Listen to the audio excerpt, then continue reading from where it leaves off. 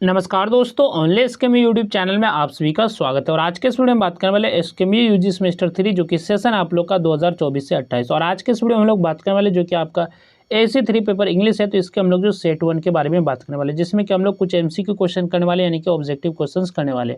और ये सभी PDF मैंने जो टेलीग्राम चैनल पे पहले ही भेज दिया है, तो आप लोग वहाँ से PDF को पढ़ सकते हैं।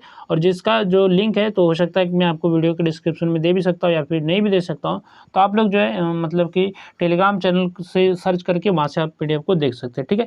तो इसके पहले मैंने जो इंग्लिश के लिए जो आपके जो यूनिट वाइज क्वेश्चन थे, वो चीज़ें मैंने करा दी थी। और ये आपके सेट वाइज क्वेश्चन है। टोटल जो मैंने सेट 1 से लेकर सेट 6 तक बनाया है। तो कोशिश करते हैं जहाँ तक वीडियो बना पाएंगे तो बनाएंगे, बाकी जो आप लोग PDF सभी टेलीग्राम पर अपलोड है, तो वहाँ से आप लोग कवर कर सकते हैं, ठीक है। तो पहला आपका क्वेश्चन है, what is the main purpose of a paragraph. जो पैराग्राफ होता है तो उसका मुख्य उद्देश्य क्या होता है, उसका मेन पर्पज क्या होता है। To explain one main idea clearly, यानी कि सिर्फ एक मेन आइडिया को एक्सप्लेन करना अच्छे ढंग से। या फिर ऑप्शन भी आपका to tell many unrelated ideas together, या फिर बहुत से अनरिलेटेड आइडियाज़ को एक साथ बताना, एक साथ जो है मतलब कि बताना। ऑप्शन सी आपका टू आस्क सेवरल क्वेश्चन, या फिर कुछ सवाल पूछना है। या फिर to write only difficult word, यानी कि कुछ डिफिकल्ट यानी कठिन शब्दों को लिखना। तो इसका जो करेक्ट आंसर है ऑप्शन नंबर ए, यानी कि to explain one main idea only. तो ये जो मेन पर्पज होता है पैराग्राफ, तो किसी भी पैराग्राफ का जो मुख्य उद्देश्य होता है, मेन पर्पज जो होता है, किसी एक मेन आइडिया को क्लियरली एक्सप्लेन करना, ठीक है। तो ऑप्शन ए इसका करेक्ट आंसर हो जाएगा। नेक्स्ट आपका क्वेश्चन है, which sentence is must suitable as the topic sentence of paragraph on morning walk, ठीक है। तो जो मॉर्निंग वॉक आपका पैराग्राफ है, तो इसके लिए कौन सा जो टॉपिक सेंटेंस जो सुटेबल है, कौन सा टॉपिक सेंटेंस जो है आपका सबसे अधिक उपयुक्त है। तो पहला आपका है जो I forgot my umbrella yesterday, morning walks are a simple way to improve our health, my friend bought a new bicycle, we watch the movie last Sunday. तो इसका जो मस्ट जो सुटेबल आपका जो टॉपिक सेंटेंस हो जाएगा, तो option number B, यानी कि morning walks are a simple way to improve our health. तो ऑप्शन बी इसका करेक्ट आंसर हो जाएगा। नेक्स्ट आपका क्वेश्चन है, which of the following should be avoided in a good paragraph. तो गुड पैराग्राफ में किस चीज़ को हम लोग अवॉइड कर देते हैं, किस चीज़ को हम लोग छोड़ देते हैं। रिलेटेड आइडियाज़ को, लॉजिकल ऑर्डर, अनरिलेटेड सेंटेंसेस, या फिर क्लियर लैंग्वेज। तो इसका जो करेक्ट आंसर है ऑप्शन नंबर सी, यानी कि गुड पैराग्राफ में, एक अच्छे पैराग्राफ में जो अनरिलेटेड सेंटेंस को अवॉइड करना चाहिए। अनरिलेटेड जो सेंटेंस है तो इसे हम लोग शामिल नहीं करेंगे, इंक्लूड नहीं करेंगे, ठीक है। तो ऑप्शन सी इसका करेक्ट आंसर हो जाएगा, अनरिलेटेड सेंटेंसेस। नेक्स्ट आपका क्वेश्चन है, which order makes a paragraph easy to understand. तो कौन सा ऑर्डर है पैराग्राफ का जो कि मतलब अंडरस्टैंड करने के लिए, समझने के लिए आसान बनाता है, ईजी बनाता है। Random order, confusing order, mixed order, या फिर लॉजिकल ऑर्डर। तो इसका करेक्ट जो आंसर हो जाएगा ऑप्शन नंबर डी, यानी कि लॉजिकल ऑर्डर। तो लॉजिकल ऑर्डर जो होता है किसी भी पैराग्राफ को समझने में आसान बनाता है, इजी बनाता है, ठीक है। तो इजी टू अंडरस्टैंड बनाता है ये ऑर्डर और लॉजिकल ऑर्डर। तो ऑप्शन डी इसका करेक्ट आंसर हो जाएगा, लॉजिकल ऑर्डर। नेक्स्ट आपका क्वेश्चन है, which of the following helps connect sentence smoothly in a paragraph. तो कौन सा जो मदद करता है किसी भी सेंटेंस को स्मूथली कनेक्ट करने के लिए पैराग्राफ में। Linking words, unrelated examples, difficult spelling only, या फिर लॉन्ग कोटेशंस। तो इसका जो करेक्ट आंसर है ऑप्शन नंबर ए, यानी कि लिंकिंग वर्ड्स। लिंकिंग वर्ड्स आपका करेक्ट आंसर हो जाएगा। नेक्स्ट आपका क्वेश्चन है, a good story should always have a clear. तो एक जो गुड स्टोरी होगी, यानी कि अच्छी कहानी जो होगी, इस तरह हमेशा किस तरह का होना चाहिए।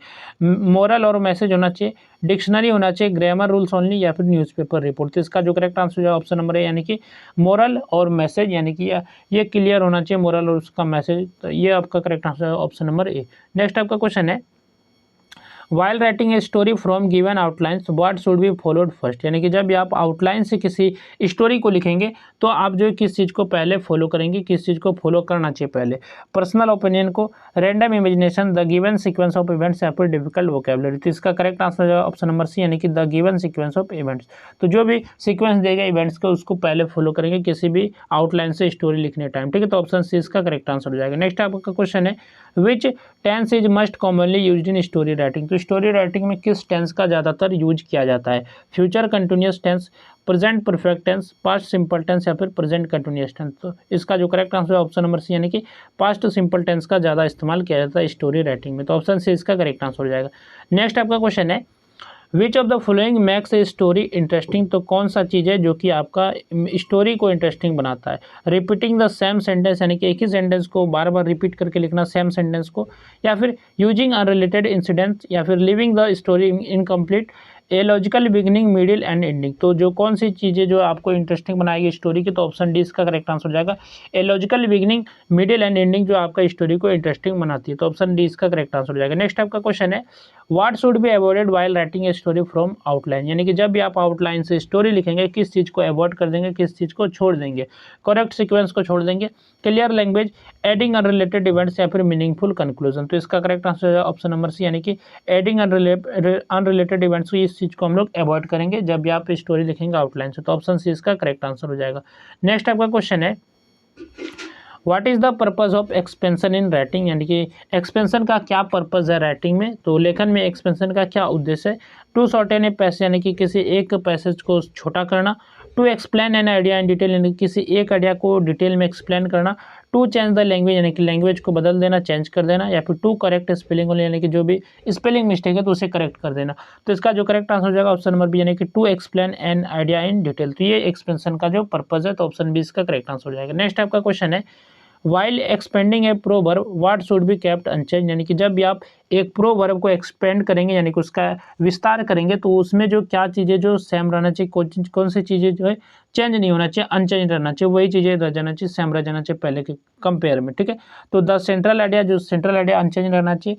द लैंग्वेज ओनली, लैंग्वेज जो आपका चेंज नहीं होना चाहिए। द नंबर ऑफ वर्ड्स या फिर द पंक्चुएशन मार्क्स। तो इसका जो करेक्ट आंसर हो जाएगा ऑप्शन नंबर ए, यानी कि द सेंट्रल आइडिया, ये चीज़ें आपका जो अनचेंज रहना चाहिए जब भी आप प्रोवर्ब को एक्सपेंड करेंगे, यानी कि जो सेंट्रल आइडिया है वो पहले की तरह सेम रहना चाहिए, ठीक है। तो ऑप्शन इसका करेक्ट आंसर हो जाएगा। नेक्स्ट आपका क्वेश्चन है, which of the following is must important in expansion, यानी कि कौन सी चीज़ जो मस्ट इंपॉर्टेंट है एक्सपेंशन में। Using many difficult words, writing unrelated ideas, explaining the main idea clearly, making the paragraph very long. तो इसका जो करेक्ट आंसर हो जाएगा option number C, explaining the main idea clearly. तो ये आपका करेक्ट आंसर हो जाएगा ऑप्शन नंबर सी। नेक्स्ट आपका क्वेश्चन है, which sentence is suitable for expanding the idea honesty is the best policy. तो कौन सा सेंटेंस जो मस्ट है आपका इंपॉर्टेंट है, सुटेबल है, honesty is the best policy के लिए। Honest people earn trust and respect, summer is the hottest season, birds builds nest in trees, या फिर cricket is a popular game. तो इसका जो करेक्ट आंसर है ऑप्शन नंबर ए, यानी कि honest people earn trust and respect. Next आपका question है, what should be avoided while writing an expansion, यानी कि एक्सपेंशन जब आप लिखेंगे, राइटिंग करेंगे, तो उसके दौरान जो आप क्या चीज़ें अवॉइड करेंगे, क्या चीज़ें को छोड़ देंगे, ठीक है। Relevant example, simple language, logical order, या फिर इरेलीवेंट इन्फॉर्मेशन। तो इसका जो करेक्ट आंसर होगा option number D, irrelevant information को हम लोग अवॉइड करेंगे जब भी आप एक्सपेंशन लिखेंगे, ठीक है। नेक्स्ट आपका क्वेश्चन है, what is the main M of paraphrasing. तो पैराफ्रेजिंग का जो मेन एम क्या होता है, मुख्य उद्देश्य इसका क्या होता है। To copy the original passage exactly, यानी कि जो भी ओरिजिनल पैसेज है उसे कॉपी कर देंगे exactly. To shorten every sentence, यानी कि सभी सेंटेंस को आप शॉर्ट करेंगे। या फिर to express the same idea different words, यानी कि जो भी आइडिया है तो सेम रहना चाहिए, लेकिन आप उसे डिफरेंट वर्ड में, यानी कि अलग शब्दों के साथ व्यक्त करेंगे, अलग शब्दों के साथ एक्सप्रेस करेंगे। To change the meaning completely, यानी कि मीनिंग को कम्प्लीटली बदल देना। तो पैराफ्रेजिंग में जो होता है, मीनिंग जो होने चाहिए आपके सेम होने चाहिए और आपके वर्ड जो होंगे डिफरेंट होंगे। तो ऑप्शन सी इसका करेक्ट आंसर हो जाएगा। और पैराफ्रेजिंग में ज़्यादातर सिनोनिम्स का इस्तेमाल किया जाता है, तो ऑप्शन सी इसका करेक्ट आंसर हो जाएगा। नेक्स्ट आपका क्वेश्चन है, which of the following should remain unchanged in paraphrasing. तो पैराफ्रेजिंग में कौन सी चीज़ें अनचेंज रह जाती है, अपरिवर्तित रह जाती है, यानी कि कौन सी चीज़ जो है चेंज नहीं होती है। The original meaning, the exact words, the sentence orders only, या फिर द पंक्चुएशन मार्क्स। तो आपका जो मीनिंग जो रहता है, ओरिजिनल मीनिंग, वो सेम रहता है। तो ऑप्शन ए इसका करेक्ट आंसर हो जाएगा, द ओरिजिनल मीनिंग। नेक्स्ट आपका क्वेश्चन है, which skill is most useful for good paraphrasing. तो गुड पैराफ्रेजिंग के लिए कौन सी स्किल जो है अधिक उपयोगी है, मस्ट यूजफुल है। Memorising the passage, using synonyms correctly, writing only long sentences, या फिर चेंजिंग द टॉपिक। तो इसका जो करेक्ट आंसर हो जाएगा ऑप्शन नंबर बी, यानी कि एक गुड पैराफ्रेजिंग के लिए जो आपका जो गुड पैराफ्रेजिंग करेंगे तो उसके लिए जो सिनोनिम आपका करेक्टली ज़्यादातर होना चाहिए। तो ऑप्शन बी इसका करेक्ट आंसर हो जाएगा, सही सिनोनिम्स का इस्तेमाल करेंगे। नेक्स्ट आपका क्वेश्चन है, what should be avoided while paraphrasing. जब भी आप पैराफ्रेजिंग करेंगे तो किस चीज़ को अवॉइड करेंगे, किससे बचना चाहिए। सिंपल लैंग्वेज से, clear expression, keeping the original idea, या फिर copying the original sentence word for word, यानी कि वर्ड फॉर वर्ड आप कॉपी नहीं करेंगे ओरिजिनल सेंटेंस। तो ऑप्शन डी इसका करेक्ट आंसर हो जाएगा, ये चीज़ें हम लोग अवॉइड करेंगे। नेक्स्ट आपका क्वेश्चन है, which of the following is a feature of effective paraphrasing. तो कौन सा जो एक फीचर, एक विशेषता है इफेक्टिव पैराफ्रेजिंग का, कौन सा एक क्वालिटी है, ठीक है। New wording with the same meaning, new meaning with old words, exact repetition of the passage, adding unrelated ideas. तो इसका करेक्ट आंसर हो जाएगा ऑप्शन नंबर ए, यानी कि new wording with the same meaning. तो इफेक्टिव जो paraphrasing का क्या मतलब हुआ कि जो भी आप पैराफ्रेज करेंगे किसी भी चीज़ का, ठीक है, तो किसी भी पैसेज का है तो वो मीनिंग सेम रहना चाहिए, लेकिन वर्ड जो होने चाहिए आपके न्यू होने चाहिए, यानी कि डिफरेंट वर्ड होने चाहिए। नेक्स्ट आपका क्वेश्चन है, which of the following is the most important feature of a good essay. तो गुड एसे के लिए कौन सा जो मोस्ट इंपॉर्टेंट फीचर है, मुख्य विशेषता है किसी भी गुड एसे के लिए। Irrelevant facts, clear organisation of ideas, repeating the same sentence, using only difficult words. तो इसका जो करेक्ट आंसर होगा ऑप्शन नंबर बी, यानी कि क्लियर ऑर्गेनाइजेशन ऑफ आइडियाज। तो ये जो आपका मोस्ट इंपॉर्टेंट फीचर है किसी भी गुड एसे के लिए। तो ऑप्शन बी इसका करेक्ट आंसर हो जाएगा। नेक्स्ट आपका क्वेश्चन है, which part of an essay introduces the topic. तो ऐसे का कौन सा पार्ट होता है जो कि टॉपिक को इंट्रोड्यूस करता है, टॉपिक का परिचय देता है, इंट्रोडक्शन देता है। बॉडी, कंक्लूजन, इंट्रोडक्शन या फिर एग्जाम्पल। तो इसका करेक्ट आंसर है ऑप्शन नंबर सी, यानी कि इंट्रोडक्शन। तो ये जो पार्ट होता है किसी भी ऐसे का इंट्रोड्यूस कराता है, परिचय देता है। तो ऑप्शन सी इसका करेक्ट आंसर हो जाएगा इंट्रोडक्शन। नेक्स्ट आपका क्वेश्चन है, what is the purpose of the conclusion in an ऐसे, यानी कि जो एक ऐसे होता है तो उसमें कंक्लूजन का क्या उद्देश्य होता है, कंक्लूजन का क्या पर्पज रहता है। To introduce a new topic, यानी कि किसी एक नए टॉपिक को इंट्रोड्यूस करने के लिए होता है, या फिर टू ऐड अनरिलेटेड इन्फॉर्मेशन, यानी कि जो असंबंधित जानकारी है तो उससे जोड़ने के लिए यूज किया जाता है कंक्लूजन को, या फिर to repeat the title many times, यानी कि जो भी आपका टाइटल है तो उसे रिपीट करने के लिए, या फिर ऑप्शन डी आपका to end the essay by summarising the main idea, यानी कि इजे को, यानी कि ऐसे को एंड करने के लिए, खत्म करने के लिए जो भी मेन आइडिया है तो उसको समराइज करके। तो ऑप्शन डी इसका करेक्ट आंसर हो जाएगा, to end the essay by summarising the main idea. इसके बाद नेक्स्ट आपका क्वेश्चन है, which type of language is must suitable for essay writing. तो ऐसे राइटिंग के लिए कौन सा जो लैंग्वेज है मस्ट सुटेबल है, सबसे अधिक उपयुक्त लैंग्वेज है। Clear and simple language, slang expressions only, broken sentences या फिर अनक्लियर लैंग्वेज। तो इसका करेक्ट आंसर हो जाएगा ऑप्शन नंबर ए, यानी कि क्लियर एंड सिंपल लैंग्वेज। तो ये आपका करेक्ट आंसर हो जाएगा। नेक्स्ट आपका क्वेश्चन है, which of the following should be avoided इन ऐसे राइटिंग। तो ऐसे राइटिंग में किस चीज़ को अवॉइड करना है, किस चीज़ से बचना चाहिए, किसे हम लोग इग्नोर करेंगे। रिलेवेंट एग्जाम्पल्स को, logical sequence, unnecessary repetition of ideas या फिर प्रॉपर पैराफ्रेजिंग। तो इसका करेक्ट आंसर हो जाएगा option number C, unnecessary repetition of ideas. तो इस चीज़ को हम लोग अवॉइड करेंगे इससे राइटिंग में। तो ऑप्शन सी इसका करेक्ट आंसर हो जाएगा। इसके बाद नेक्स्ट आपका क्वेश्चन है, neither of the two boys dash present today. तो यहाँ पर बताना आपका क्या फील होगा। तो इसका जो करेक्ट आंसर हो जाएगा ऑप्शन नंबर सी इसका करेक्ट आंसर है। यहाँ पर आपका इज आएगा, तो neither of the two boys is present today. Next आपका क्वेश्चन है, the quality of this books dash excellent. तो यहाँ पर बताना आपका क्या फील होगा। तो इसका करेक्ट आंसर हो जाएगा ऑप्शन नंबर बी, यानी कि यहाँ पर भी आपके इस फील होंगे। तो ये जो क्वेश्चन आपके ग्रामर से रिलेटेड है, तो आप लोग के लिए ग्रामर जिसका स्ट्रॉन्ग होगा तो वही लोग जो है इसको अच्छे से कर पाएंगे। बाकी जो जिनका स्ट्रॉन्ग नहीं है तो वो आप कुछ भी रैंडम टिक कर पाएंगे, ठीक है। इसलिए ग्रामर जिनका मजबूत है तो वो अच्छे से इस सभी क्वेश्चन को अच्छे से कर पाएंगे। तो क्वेश्चन नंबर जो कि आपका 28 नंबर क्वेश्चन है, each student and each teacher dash a copy of the notice have were are या फिर हैज। तो इसका करेक्ट आंसर है ऑप्शन नंबर डी, यानी कि has. Each student and each teacher has a copy of the notice. तो option D इसका correct answer हो जाएगा। नेक्स्ट आपका क्वेश्चन है, bread and butter dash my favourite breakfast. यहाँ पर क्या फील होगा, तो इज आपका फील हो जाएगा। तो ऑप्शन ए इसका करेक्ट आंसर होगा इज। तो bread and butter is my favourite breakfast. Next आपका क्वेश्चन है, one of the players dash selected for the final match have been are were has been. तो इसका करेक्ट आंसर है option number D, यानी कि has been. तो one of the players has been selected for the final match. तो ये आपका correct answer है ऑप्शन नंबर डी। इसके बाद नेक्स्ट आपका क्वेश्चन है, you dash wear a helmet while riding a motorcycle. तो इसमें क्या फील होगा, मे, कैन, मस्ट या फिर वुड। तो इसका करेक्ट आंसर है ऑप्शन नंबर सी, यानी कि मस्ट। तो यहाँ पर आपका सेंटेंस क्या बनेगा, you must wear a helmet while riding a motorcycle. Next आपका क्वेश्चन है, dash I borrow your notebook for a day. तो इसमें बताना है कि कौन सा फील होगा, मस्ट होगा, सेल, वुड या फिर मे। तो इसका करेक्ट आंसर है ऑप्शन नंबर, यानी कि डी, मे।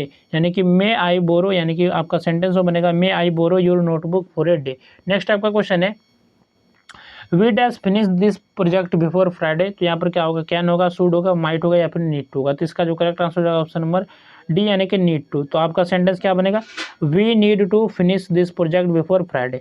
नेक्स्ट आपका क्वेश्चन है, if you want to improve your English comma यहाँ पर फिर you dash practice every day. तो इसमें आपका क्या हो जाएगा, तो इसका करेक्ट आंसर ऑप्शन नंबर, यानी कि शुड आपका करेक्ट आंसर होगा। नेक्स्ट आपका क्वेश्चन है, it is cloudy it dash rain this evening. तो इसमें बताना है क्या होगा, तो इसका correct answer option number C, यानी कि माइट हो जाएगा। नेक्स्ट आपका क्वेश्चन है, choose the correct comparative form of adjective heavy. तो जो आपका हैवी है तो इसके लिए आपको कॉम्परेटिव फॉर्म आपको सिलेक्ट करना है, कौन सा इसका कॉम्परेटिव फॉर्म हो जाएगा। तो इसका करेक्ट आंसर है ऑप्शन नंबर डी, यानी कि हैवियर। तो ये आपका जो फॉर्म हो जाएगा, तो ऑप्शन सी इसका करेक्ट आंसर हो जाएगा हैवियर। नेक्स्ट आपका क्वेश्चन है, which sentence is in the positive degree, यानी कि कौन सा सेंटेंस जो है पॉजिटिव डिग्री में है। तो इसका करेक्ट आंसर है ऑप्शन नंबर सी, यानी कि दिस फ्लावर इज ब्यूटीफुल। तो ये आपका पॉजिटिव डिग्री में। नेक्स्ट आपका क्वेश्चन है, fill in the blank iron is dash than wood. तो यहाँ पर बताना है कि क्या फिल होगा आपका। तो इसका करेक्ट आंसर है ऑप्शन नंबर सी यानी कि स्ट्रॉन्गर। तो iron is stronger than wood, तो ऑप्शन सी इसका करेक्ट आंसर हो जाएगा। नेक्स्ट आपका क्वेश्चन है choose the correct superlative form of a good, यानी कि जो गुड है तो इसका आपको करेक्ट सुपरलेटिव फॉर्म आपको सेलेक्ट करना है। तो इसका करेक्ट आंसर है ऑप्शन नंबर डी यानी कि बेस्ट। तो बेस्ट आपका करेक्ट आंसर हो जाएगा। नेक्स्ट आपका क्वेश्चन है complete the sentence of all the players Aman is the, यहाँ पर बताना है कि कौन सा हो जाएगा। तो इसका जो करेक्ट जो आंसर होगा तो ऑप्शन नंबर बी इसका करेक्ट आंसर हो जाएगा बेस्ट। नेक्स्ट आपका क्वेश्चन है choose the correct sentence by combining the two simple sentences, यानी कि इन दोनों को जो आपको कंबाइन करना है, दोनों को मर्ज करना है। He is poor, he is honest. तो इसका करेक्ट आंसर हो जाएगा ऑप्शन नंबर बी यानी कि he is poor but honest. तो ऑप्शन बी इसका करेक्ट आंसर होगा। नेक्स्ट आपका क्वेश्चन है कंबाइन द सेंटेंसेस करेक्टली, तो आपको कंबाइन करना है। तो the train arrived the passengers got down, तो इसको दोनों को मिलाना है। तो इसका करेक्ट आंसर है option number see the train arrived and the passengers got down. तो ऑप्शन सी इसका करेक्ट आंसर होगा। नेक्स्ट आपका क्वेश्चन है choose the correct combined sentence, तो आपको कंबाइंड सेंटेंस सेलेक्ट करना है। Study hard you will succeed, तो इसका जो करेक्ट आंसर है option number D study hard and you will succeed. तो ऑप्शन डी इसका करेक्ट आंसर हो जाएगा। नेक्स्ट आपका क्वेश्चन है combine the sentence correctly she was ill she attended the meeting, तो दोनों को कंबाइन करना है। तो ऑप्शन बी इसका करेक्ट आंसर हो जाएगा सी was ill but attended the meeting. तो ऑप्शन बी इसका करेक्ट आंसर हो जाएगा। नेक्स्ट आपका क्वेश्चन है choose the correct combined sentence the bell rang the students enter the classroom, तो इसका करेक्ट आंसर हो जाएगा ऑप्शन नंबर ए यानी कि the bell rang and the students enter the classroom. तो ऑप्शन ए इसका करेक्ट आंसर हो जाएगा। इसके बाद नेक्स्ट आपका क्वेश्चन है which word begins with the vowel sound, ये वाला जो सिंबल है इससे कौन सा जो वोवेल साउंड का वर्ड स्टार्ट हो रहा है। तो इसका करेक्ट आंसर है ऑप्शन नंबर बी यानी कि एप्पल। तो एप्पल जो आपका स्टार्ट हो रहा है, ठीक है। इसके बाद नेक्स्ट आपका क्वेश्चन है which word contains the consonant sound, ये जो सिंबल है ये कौन सा जो कॉन्सोनेंट साउंड कंटेन करता है, शामिल करता है। तो सिप आपका करेक्ट आंसर हो जाएगा। और ये जो सिंबल होता है इसका साउंड जो है एसएच होता है, ठीक है। तो ऑप्शन बी इसका करेक्ट आंसर होगा सिप। नेक्स्ट आपका क्वेश्चन है which word ends with the consonant sound teeth, यानी कि इसके साथ जो कौन सा वर्ड जो है खत्म हो रहा है। तो खत्म आपका कौन हो रहा है, तो कैट हो रहा है। तो ऑप्शन सी इसका करेक्ट आंसर हो जाएगा कैट। नेक्स्ट आपका क्वेश्चन है which word begin with the consonant sound, ये डब्ल्यू, यानी कि ये जो सिंबल है यानी कि डब्ल्यू जो है इसके साथ कौन सा वर्ड जो है शुरू हो रहा है। तो इसका correct answer option number B यानी कि वाटर जो है शुरू हो रहा है। नेक्स्ट आपका क्वेश्चन है which word contain the vowel sound, ये जो आपका सिंबल है ये कौन सा जो है वोवेल साउंड को जो शब्दों से मतलब हो रहा है। तो आपका जो करेक्ट आंसर है ऑप्शन नंबर सी यानी कि फूड आपका करेक्ट आंसर हो जाएगा, ठीक है। तो यहाँ तक हम लोगों ने जो आपका सेट 1 था AC3 इंग्लिश के लिए तो वो कवर किया। और बाकी जो है इसको तो मैं अच्छे से एक्सप्लेन नहीं कर पाया हूँ, तो आप लोग जो PDF देख लीजिएगा टेलीग्राम चैनल पे मैंने अपलोड कर दिया, तो वहाँ से आप सभी PDF को देख लीजिएगा, या फिर इसी वीडियो के डिस्क्रिप्शन में इस PDF का लिंक मिल जाएगा, तो वहाँ से भी आप देख सकते हैं। तो चलिए फिर मिलते हैं नेक्स्ट वीडियो में। इस वीडियो में बस इतना ही।